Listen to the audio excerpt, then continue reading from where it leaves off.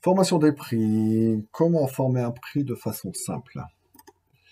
Prenons quelque chose de très basique, la TVA. Une TVA à 20%. Elle nous permet de passer du prix de vente hors taxe au prix de vente TTC. Donc si on démarre du prix de vente hors taxe et que l'on va vers le prix de vente TTC, il suffit de multiplier par 1,2, c'est-à-dire 1 plus 20 divisé par 100.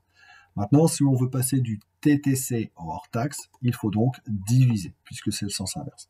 Diviser par 1 plus 20 divisé par 100, c'est-à-dire 1,2. Si nous voulons le montant de la TVA, nous prenons le prix de vente hors taxe et nous multiplions donc par 20 divisé par 100.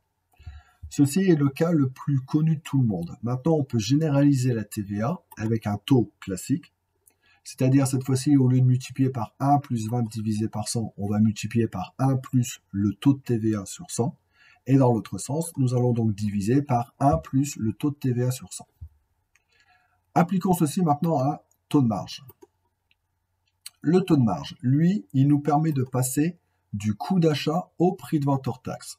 Et sur le même principe de la TVA, nous allons donc, pour passer du coût d'achat au prix de vente hors taxe, multiplier par 1 plus le taux de marge sur 100. Donc, lorsque l'on va du coût d'achat au prix de vente hors taxe, si on multiplie dans l'autre sens, il va falloir diviser par 1 plus le taux de marge sur 100. Si nous voulons le montant de la marge brute, il suffit de faire donc le coût d'achat fois le taux de marge sur 100. C'est tout à fait similaire à la TVA.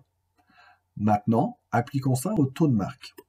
Si nous prenons un taux de marque, le taux de marque nous permet de passer du prix de vente hors taxe au coût d'achat. Donc cette fois-ci, pour passer du prix de vente hors taxe au coût d'achat, nous allons multiplier par 1 moins le taux de marque sur 100, puisque le taux de marque est une remise. Et dans l'autre sens, si dans un sens on multiplie, dans l'autre sens, il faudra donc diviser. Si nous voulons le montant de la marge brute, nous allons prendre notre prix de vente hors taxe fois le taux de marque sur 100. Maintenant, rappelons que le taux de marge se calcule en faisant la marge brute sur le coût d'achat fois 100, sachant que c'est le pourcentage vendu en plus par rapport au coût d'achat, et que le taux de marque correspond à la marge brute sur le prix de vente hors taxe fois 100, sachant que cette fois-ci, c'est la remise maximale que l'on puisse faire sans vendre à perte. Bon courage à vous!